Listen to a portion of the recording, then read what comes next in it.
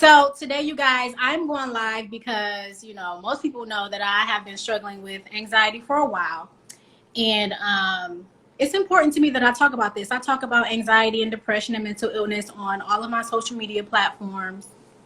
So if you guys follow me, you know that I'm very passionate about it, and very so passionate about Black women getting an opportunity to talk about it and to hear about it and to see other Black women who struggle just like them.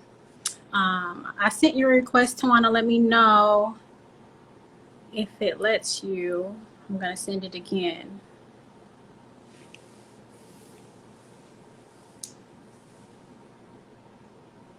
I sent another one. It says unable to join. Maybe close it and then go back in. I'm not sure. Oh, yeah, it says that you are unable to join. I wonder why it's saying that. But anyways, you guys, while TaWanna is trying to join, Miss TaWanna, first of all, has a book. And she has a journal that I have as well that I have. Listen, I ran through that journal so fast. Super helpful. Of course, we're going to have her talk about that a lot more once she actually joins on here. But I met sis through Shirika. There we go. So she's joining.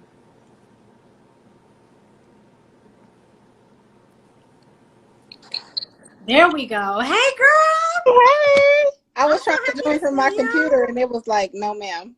Oh, no. Well, I'm glad it's good now. You look beautiful. Well, thank you.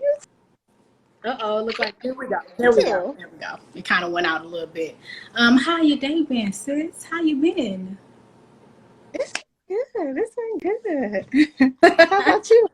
Pretty good. I was just telling them about your book and your journal, girl, that I done already ran through and done wrote all over that thing. So listen, it's real, y'all. It's very helpful. And so I guess first off, let's talk about why you wanted to even write this book. Let's talk about that. Oh, hey, first just thank you so much for having me on your platform. I do appreciate it, from afar. Yeah. We met this year, but you are amazing. You are such an amazing individual, and I love what you're doing. Thank you. Space for Black women and just allowing us to be free in ourselves. So I appreciate you, and I thank you. Thank you, girl. You're welcome. The anxiety is not me came from they actually started as Instagram posts. I was posting constantly about anxiety because I deal with it. I suffer from I hate to say I suffer, but I deal with generalized anxiety disorder, depression, and PTSD. And the book kind of came about because I have a great support system, and I just couldn't imagine people having to deal with it on their own. So I wanted to create a tool for people to have something just quick, handy, something easy to read tips. Because when you're in a panic attack, you don't want to be reading all the medical terms. You just come on. What is going to help me? Okay. Yes. So no, seriously. Yeah. So I wanted it to be something people could just grab. It could help them right in that second, and help them with their attack or whatever they're dealing with. So that's kind of how the book came about. I started promoting it on Instagram posts, and I was like, hey, why don't I create something that they can have in their purse, their book bag, or something that they can easily get to without going to my Instagram page and scrolling back 52 weeks, so. Seriously, yeah. So I'll say this, because it is so small and so easy to read, you are right on the money with the, if you need it right while you're in a panic attack, it's so easy. Listen, I'm going to tell you this. And of course, everybody that's watching, I have grabbed this book many of times in the middle of a panic attack. I'm not playing with you. I would not lie to y'all about that, because, people with anxiety, we like to Google. We like to go to Google and try to figure out, what's going on, try to diagnose ourselves and all this craziness, which is not helpful. If you're watching this and you got anxiety, please stop with the Google, because you'll go down a rabbit hole and it is not fun. But this book, for real, all type of tips. So thank you so much for writing this for us, girl. And she looked good on it, y'all. So go to her page and get the book, child. Yes. Get the book. So I have some. I'm not out, okay? Period. Yes, plug it in. Plug it in. Yes. So like as far as being, do you think that there is a difference? And I kind of already know where you might answer this question, but do you feel like there is a difference between other people having anxiety and depression and then the Black woman having anxiety and depression? Yeah, I do actually. I think that it's like the Black woman is supposed to be strong. They're not supposed to deal with anything. They're supposed to shut up and pray and, talk to God about it and be good. And you're not supposed to have breakdowns. And we're not supposed to have them, but we do, because we try to live up to these standards that people set for us. And we're failing, we're not taking care of Right. ourselves. We're not doing what we're supposed to do. And we're trying to live up to these things. And, we need help. And we're No, scared for real. to talk about it because of what people might say. We're scared to say, I'm not living up to the standard that y'all got for me. My house is falling apart, my church is falling apart, my everything is falling apart, and I'm still sitting here trying to, hold it all together. So I think that Exactly. we try to live up to other people's expectations and not take care of our mental health, where in other cultures they are right with grabbing their Xanax or calling their therapist and, hey, I'm having a meltdown and I'm at the PTA meeting and I need help. You know what I'm saying? So Exactly. I do think that there is definitely a difference.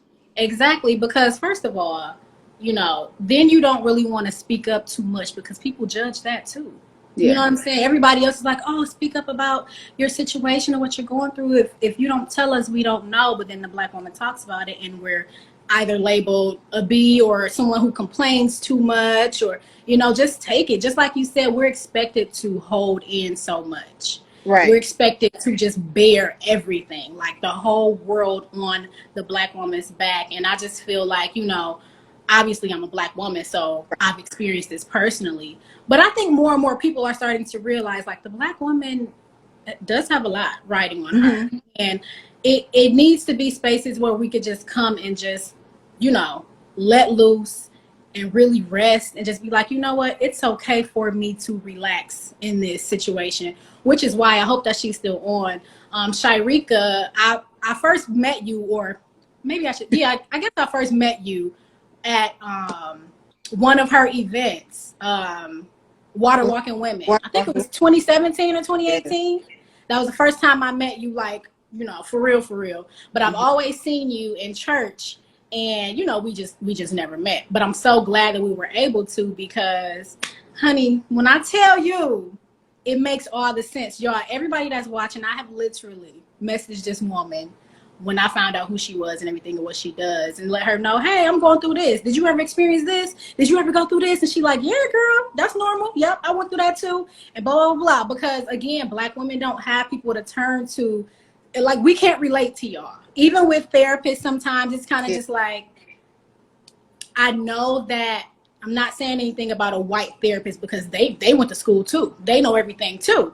They don't know. But sometimes the experience, you Yeah. know what I'm saying? Like, Mm-hmm. when they're from the hood too, and they know what seeing a dead body, or, doing, all these different things that happen mostly in the Black community, when they can relate to that, then that changes the whole dynamic of therapy. So when Yeah. you go through therapy, do you particularly try to choose like a Black woman or a Black man or a person of color, to try to relate to? Yeah, I was very intentional about my therapist. I wanted a Black older Christian woman. I wanted the older woman for the knowledge, the Christian woman, because that's my faith, and a woman because she can relate to me and understand my struggles, So I feel that people need to be very intentional. Don't just go to somebody just because your doctor say, hey, go to Robin Smith, she's Yeah. great. Research, be as picky with your therapist as you would a babysitter. When we Hmm. watch our baby, we got a checklist. That's When you get good. somebody to take care of your mind, you need a checklist. You need to be like, Exactly. have you dealt with somebody that has dealt with these traumas? How did you deal with them people? Like, you Hmm. really need to. It's an interview. I need to know if this is a good fit for both. For both of us. So very intentional about who you are, who you're dealing with. That's going to be helping you with your mind. Some people want to strictly throw you straight to meds. Oh, you need psych meds. Oh, no, I don't. I need to I need to get to the root of the problem. I'm dealing with trauma. Help me deal with that, Exactly. And if you need medicine, that's okay. I'm not saying no medicine, because I Right. take as needed. Mm-hmm. I know we shy away from that. I still have a hard time taking medicine just because of the stigma around it, Right. but I do it. I have to take care of myself. So not Absolutely. yeah, I'm not knocking medication. I'm just saying that don't have to be the first result. Can we do A, B, C, and then medicine is D? So Yeah, yeah, so for yeah, sure. yeah. I want to corner back to what you said about Sharika. She is so amazing. She's definitely a water walking woman. That woman Faith is amazing. When I was dealing with my depression and anxiety, like deep in, I was talking to her too, like you said, like, hey, you said you dealt with this. I'm sorry, Shy, if I'm sharing a piece of your story, but you dealt with this. Or how did you deal with it? Did you deal with this? Just it's having someone that went through what you're going through.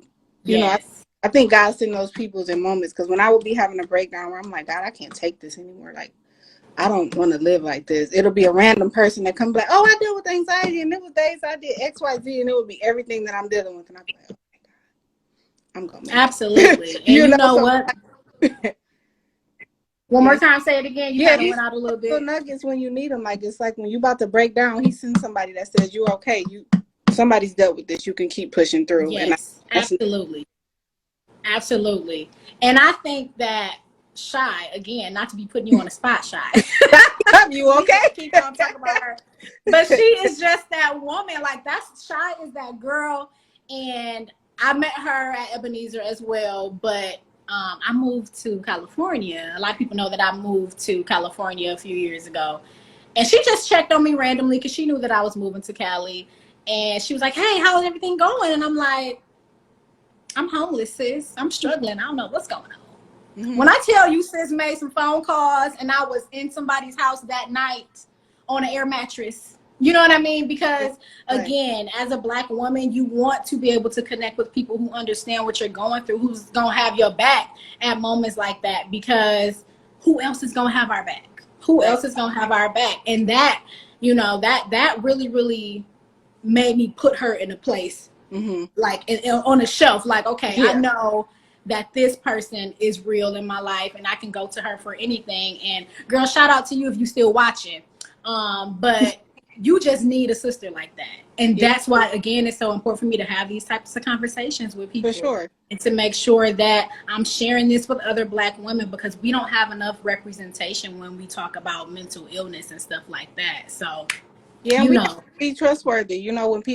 When people come to you with these issues, it's not a group chat conversation with your friends. You know what I mean? We have to, if someone trusts you with what they're going through with their mental, we have to keep that sacred. Deal with them and not share. It's not your other best friend's information. And I think if we can get that, women will feel more safe, because right now, we feel like, nah, I ain't telling you nothing because you're going to go tell your group of friends, and I don't really know them like that. And, then we tend to hold things in and suffer in silence because we scared. Everybody's open to sharing their mental health, as freely, so if someone is willing to share with you, please keep that, That's a fact. Yeah. That's definitely a fact, because I'm like that. I'm very, very, very serious about who I be telling my business to, child, because like you said, some people can't be trusted and you don't know who those people are. So that's why you really got to know, like, okay, when people do really good things for you, like Shyrika, I would tell her probably anything, because I know that she has good intentions. She hasn't done anything that made me feel like, oh, she gonna be telling people that I this and this and that and that. But when trust is broken, when you share something like that with somebody, that messes with your mental health as well, because now you look like, I'm not safe in no relationships. I'm not safe with nobody, because whether it's your mama, your sister, your best friend, your husband, people talk sometimes, and then you just be like, well, if I'm not safe in relationships, I'm just not safe in this world. And now you in a whole other mindset that really, because I've experienced this, where I just go into this rabbit hole of I can't trust anybody, not one person. And it's so bad to think that way. But I have to start realizing, stop letting the bad outweigh the good, because there are people that you can actually trust. But, Right. you know, I think that the impact is so strong when you find out somebody done betrayed you, like, oh, forget everybody. You know what I'm saying? So it's rough, girl. It is really, really rough. Rough. How do you deal with, I mean, you personally, or if you want to give advice on how to deal with betrayal, especially when you have trust issues? You know, thankfully I can say nobody has, but I'm open. I share with everybody. You know what I mean? I'll be on the platform like, hey, we got to deal with this, you know? Right. So for me, sharing is therapeutic. So I don't mind telling a stranger or anybody, hey, I'm dealing with PTSD. I can't hear a door slam. It startles me, or, you know, whatever my issue is. I'm thankful that, but I do have a support system that I know, you know, they wouldn't say anything. But dealing with betrayal, I would say don't let that you know, put you in the shell and not want to share what you're dealing with. You know, find one person. You know, even if that one person is only your therapist that you paying, that, Right. you know, share with that person, but at least have one outlet, because we need it. You can't hold that stuff in. You will literally go crazy. So my suggestion is to at least have one. I mean, if that's your journal, you know what I'm saying? If you got to Exactly. crack that thing open, and today is, I felt like this, and this, you know, just one person. You don't need a group. You don't need a fan club to tell your mental health status. You know, just one person, and Yeah, just trust them. You know, you don't. exactly. I Yeah. feel like that a lot. Like, I always talk about, make sure that you get that stuff out of your head. Mhm. Make sure that you get that stuff out of your head, because even though you might think, oh, it's just a thought, thoughts are the reasons why we end up in good situations or bad situations. Just start with a thought. Exactly. Every single thing. And so it's just like a filter as well. You have to do maintenance on your mind. Like, you really have to do maintenance on your mind. And I learned that pretty late on in life when Mhm. things started piling up, and I started talking to a therapist, and I'm like, well, I'm going through this and I'm going through that. And she's like, well, do you talk about it? When the last time you cried about it? When the last time you spoke to somebody about it? And she's like, Right. you have all this stuff in your head. It's in your head. It's real matter that's in your head that starts to shape and change the way that you move and do things, and how your heart beats and how your breathing Yeah. is. Like, it's deep. It Like, changed your it whole really makeup. is deep. Yeah. Absolutely. And that's scary to me, Yeah. because I'm like, I didn't know that when I first experienced my first trauma at 6 years old, I Mhm. didn't know that that was going to stick with me and matter when I was 30. Right. You know what I mean? I did not know that. And today I'm trying to clean up decades of stuff. You know what I mean? Like, it's I'm like, working from this end. yes. Like, how do Yeah. you do that? How do Right. you The way even start to work on that? Yeah, the way my therapist explained it is like, your brain is like an envelope. You know, we have a trauma, we stuffing it in there. This trauma happened Mm-hmm. when I was 12. This trauma happened when I was whatever. And we're not dealing with it. We just, oh, that's just this. Oh, that's just that. And one day that Right. envelope explodes, which is your brain, and it explodes into depression, anxiety, Mm-hmm. PTSD. You know, many you know, mental illnesses, and it's because we're not dealing with it. But I think first people need to know what trauma is. You know, I think a lot of times we don't even think the stuff that we deal with is trauma. You know, That's like my grandmother died, and I have no memory of it, and I didn't realize that was a trauma. You know, like I can't remember anything from the call that I got that she died. That was one of my favorite people. You know, and to this day, it bothers me because I don't remember going to her funeral. I don't remember anything except from going to Hurley to see her, them unplug her, and that was everything else is black. And I'm in therapy right now trying to figure out how to unpack that. You know, so right. it's like we got to know what trauma is. You know, we be thinking like, oh, that just happened, or oh, somebody just got shot down the street. No, that's not normal. Right. We're not supposed to deal with that. You know Right. what I mean? So, Getting numb to it and stuff like that. That's so yeah. crazy that you mentioned that, because when I lost my grandmother, that was my best friend. You Mhm. know what I mean? And like you said, you don't realize that it sticks with you. I remember everything about it, but it's just kind of like, how am I still suffering from that thing? You know, Right. you pray about it and you do all these different things to try to just get it up off you. It literally feels like weight is on you, but it's like, that was the first person that died that was close to me, that I was like, Mhm. okay, I'm introduced to death now. I don't quite understand it. I was only 9 years old, but like you said, you still have to deal with it as an adult. Right. I mean, I don't, sometimes I just cannot even understand what any of it all means. I just know that if I'm not taking care every day, if I'm not tending to it every single day, then I end up in a very bad situation. And Right. it is especially important right now because you and I've talked about it. In 2020, I had the worst mental breakdown of my life. Like, Yeah. I didn't know that I had to go back and I'm like, but what about this thing that's happening right now? My therapist is like, okay, we're gonna take care of that, but you gotta talk about the stuff that happened a long time ago, sis. Like, and she's like, you know, you've gone through so much. I don't even understand how you're so high functioning. I'm like, because you don't see me behind closed doors, sis. Right. Like, I I be have on this floor crying. Listen, I told you, when you was telling me, just make sure you drink your water, make sure you eat. I'm like, girl, okay. I had me a little dry box of cereal and just a bottle of water. That's all I could have. I ended up losing like 23, 25 pounds just laying on the floor. Like, felt like I was just dying on that floor. But to other people, it's high functioning because I was still going to work and stuff like that. If y'all only knew the mass. No, I'm going to work, but I'm almost dying when I get home. Okay. Right. Like, y'all have no clue that sis is really just losing it over here. You know what I'm saying? So I definitely, you know what I mean? You don't, and it's like sometimes you're dealing with stuff so strange and so stuff people wouldn't understand. You don't even want to share. You're like, I don't even feel like I could share this thought that I just had because I think I'm gonna go to the hospital and be put on the floor. You know what I mean? So in those moments, I journal. I don't share those. You know, when it's real crazy. You know, I'll be like, girl, it's down, okay? that's real. That's real. No, that's really real. Because again, sometimes, and we ain't gonna say what it is, people can put two and two together.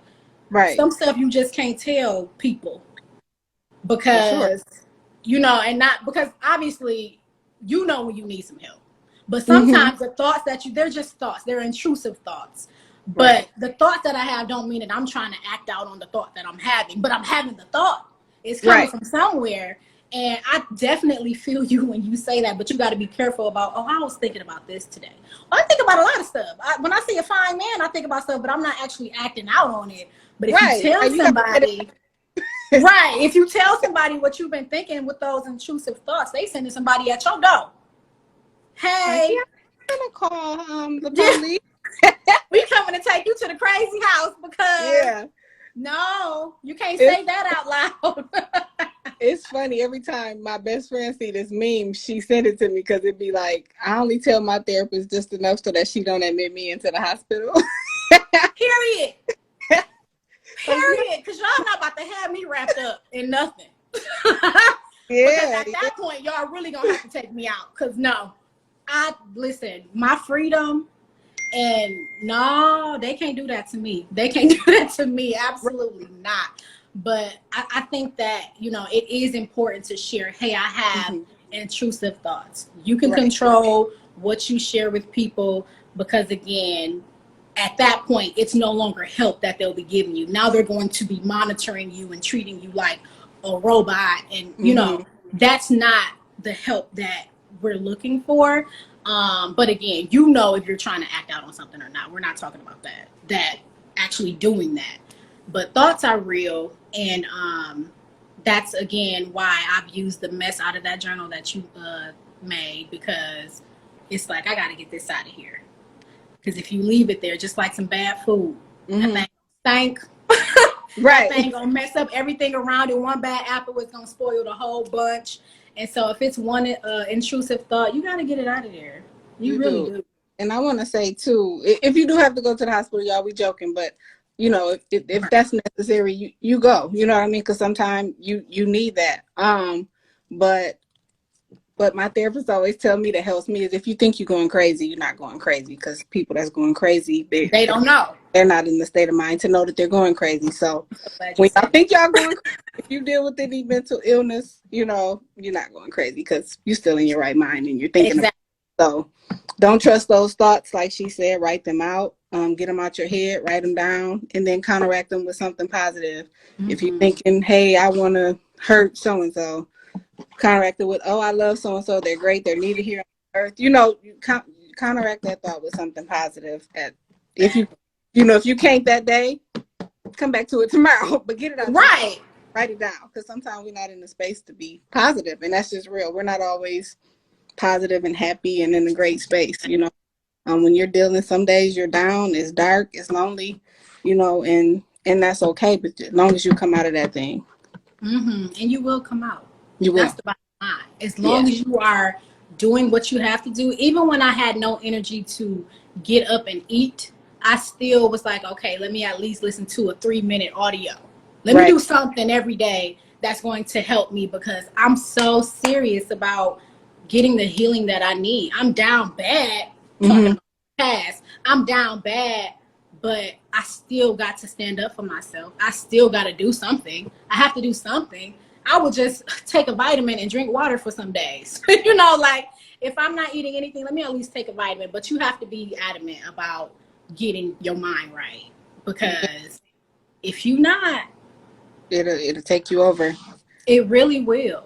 It really will. And I used to, back when I was younger and I didn't have these issues, I used to think, how could anybody ever do this and that to their self? And I'm like, now today, I'm like, I could see why somebody would want to do something like that. Yeah. I can absolutely understand that. But I think that today, because I'm trying so hard and I'm connecting with the people that I want to connect with and making sure that I'm avoiding certain situations, I'm being so cautious now, not to the point of, oh my God, everything is, you know, terrible, but to the point of, like, you have to control what you ingest, what you see, all of that, because every little thing messes with the mental health. Like, girl, it's crazy. It's crazy. Like you said earlier, hearing the door slam too hard. I cannot do loud sounds, loud bangs, booms, people upstairs running around. That terrifies me. Yeah. And then I have to think, okay, you're fine. There is just some kids upstairs. You know what I mean? Yeah, you got to talk yourself through that thing. Like, exactly. Like, you're breathing. Like sometimes I feel like I can't breathe. I literally feel like I'm choking. I know I'm breathing because I'm sitting here and I'm doing whatever I'm doing, but it's like, it feels like something is taking their hands around my neck, and I just can't. And it's like, okay, TaWanna, swallow. Okay, chew some gum. You know, breathe out your nose. You know, it might be remedial to somebody, but you got to do whatever you got to do to survive. And then I went outside and literally counted cars to come out of a panic attack. I'll be sitting there like 1, 2, red Buick, black Escalade, black thing. Whatever I need to do to get back to my center, I do it. And I challenge y'all to do it as well. I'm not prideful. If I'm struggling, hey, I got to do this. Can somebody go get me some gum? I got to chew some gum. I need to blow bubbles. You know what I mean? Whatever I do to be okay in that moment, because you know, our bodies try to tell us that we're not okay, and we got to circle our mind back, you know. The emotion is getting so strong right here, but I totally get it, because we don't talk about it enough in our community. We don't understand that physical symptoms of anxiety are just sometimes anxiety. We haven't heard anyone talk about this, so when we get a heart palpitation or we trying to catch our breath, we're like, oh snap, am I dying? Right. Let me call 911. But it's like, there are communities out there that already know what this is. There's forums everywhere that's like, oh, that's just that.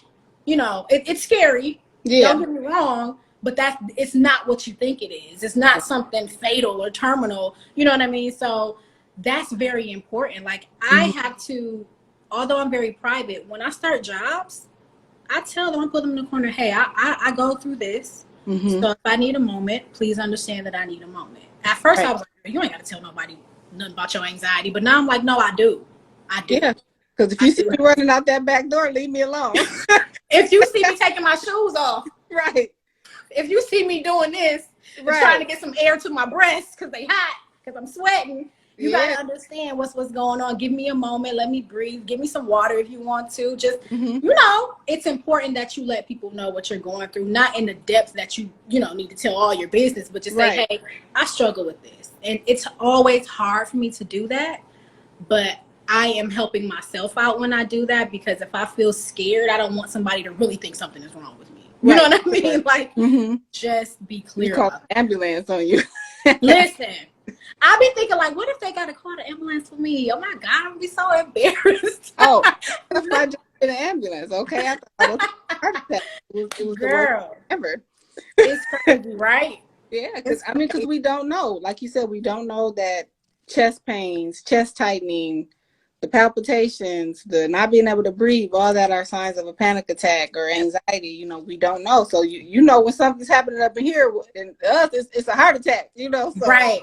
Get me to the hospital. You know, and I think we need stomach problems, you know, gastro problems. You know, I've been to every doctor because I think something is wrong, you know, and I get there and they're like, you got a clean bill of health. You know, this is just your anxiety. I know anxiety ain't messing with my stomach. You know what I mean? Like, girl, you know, and yes, it is. You know, it messes with your stomach. It makes you, like you said, I didn't eat for months. I lived off Verner's, and that was it. That's all I could do. I would drink. My friend would call me. My husband at the time would check me like, you got to eat something. Like I'd be like, I just can't. I can't. You know, and it's a horrific feeling in space, but we both pushed through. We're eating. We're eating good. You know, girl, I done packed on every piece of that pound right on back. I said, I know. Girl, all the weight done came back. Girl, I said, ain't this about nothing. I thought I was just small and just depressed. Right. I thought I was looking good, but no, I'm like, actually, when I started to get on the scale and see the weight come back, I started to cry. And I feel like I'm about to cry now. But I started to, okay, you're getting back to a healthy place, because I was losing everything. Girl, skin was hanging. That's how much weight I had lost. I didn't have no muscle mass because I had just been laying there. And I was working from home. I was answering phones at the time. I wasn't getting no movement in my body, my back. Every joint was aching all the time. Headaches all the time. And I mean, child, when I started gaining that weight and them clothes started getting too tight, I said, thank you, Jesus. I ain't never thank God for some clothes being too little. Like, thank you, Lord. It's crazy, you know, in our community, they're like, oh, you should be happy you're losing weight. And you're like, but I'm dying on the inside. Like, I'm literally dying. And you're glorifying that I'm losing weight. And I'm losing weight because I'm not eating. I haven't eaten. You don't know nothing. You know, and everybody's like, oh, you look good. And you're like, no. Like, and it's crazy because I used to be like, God, I would take all that weight back if I don't deal with anxiety. And I done got all the weight back and a little less anxiety. So I guess prayer do work. You know what I mean? Right. I literally, girl, I thought I was going to waste away to end up being 85 pounds somewhere and just wither. Yeah. I'm like, you know what? Thank you, God. I'm trying to lose the weight now in a healthy way. But it's just like, thank goodness that, because my appetite came back. I started being more hungry for, hold on, is that a word trying to bubble up? I started to be more hungry for healing and for life again. So I started consuming more. Yes. Holy Spirit! Quit playing with over me. Don't sit up there and wrap that word around real fast. But no, like, when you start to eat again, the hunger in me started to change. Sometimes, like you said, you do need that time to just be in the darkness. Sometimes, it probably happens to everybody. You know, we all have a moment where we just gotta go through something. But when you start to get the appetite again and you start eating again, baby, it's a whole different ball game. Coming out of this thing, girl, that just touched my soul. Yeah. Ooh, well, sis, oh my God, how long? Ooh, we done been on here for a little minute. What I tell you? I said 12 minutes. You said 12 minutes. Oh, but that's fine. Girl, but no, this is perfectly fine. And I definitely appreciate you getting on here with me. And hopefully we can do this a lot more because it's valuable. It's definitely valuable. And I don't want to, let it be too much more time before I'm able to do this again, because people need to see this. I was on YouTube looking for women who look like me talking about this. I didn't want to hear, Lucy and them talking about it. It was still valuable information, but I wanted to know how somebody like me got out of it. So thank you again so much. And get this book and the journal. Yeah. And what else are you working on at this time? At this time, I'm I just became the president of NAMI, which is the National Alliance on Mental Not you just trying to run up over that like that. Can y'all clap it up in them comments? Give us some clapping emojis, please. Come on, sis. Congratulations. No, seriously. Congratulations for that. That's beautiful. Thank you so much. So that's really consuming me right now. Just trying to get a bigger presence in Genesee County, letting people know what services we offer. We offer many, support groups and classes for people that deal with mental illness and family members that deal with mental illness. Yeah. They're online and so if you're wherever you're at, there's a NAMI. You can get affiliated with them. NAMI. Well, ours is NAMIGenesee.com, but you can just type in NAMI.org and it'll get you to all the different affiliates wherever you may be located. But for Genesee County, we're here on Linden Road, and it's NAMIGenesee.com. And we have support groups. They're online and in person, so you can go on there and see. I'll be teaching the class this fall. It's a peer-to-peer class where I'll be teaching about disorders and things like that and how to deal with them. So I'm excited about that. So I'll keep you updated on that when I have a solid date. And yeah. So is that something that anybody could get a part of and do stuff with? Yeah, definitely. Oh. Yes. Okay. Yep. We're always looking for volunteers. Listen. People that will help and get the word out about mental illness. And my goal is to get it in our community because, it's in the other communities, but my goal is to get it in ours so that we know what's going on. We know about classes and the resources and things like that. So yeah, that's my goal. Thank you so much, sis. I love that. I mean, that is just totally profound. Let everybody know where they can find you on all the platforms. You can find me. No, I'm just kidding. Here I go. Hey TaWanna on Instagram, TaWanna Anderson on Facebook. The website is whenyoupray.com. That's WHEN, just the letter U, PRAY.com. Anybody y'all that know me, I had the monumental experience, but something happened with that. So I'm working on a new website for my mental wellness journey. So just you can tune into me at Hey TaWanna and on the Facebook page, and I'll keep you guys updated on everything. Be quiet, Kayla. But yeah, whenyoupray.com has the books, journals, and we have our When You Pray gear, the pray shirts. I don't know if you guys seen those, but they've been around for a couple of years. So yeah. Okay. Check it out. Girl, thank you so much again, and thanks everybody for tuning in.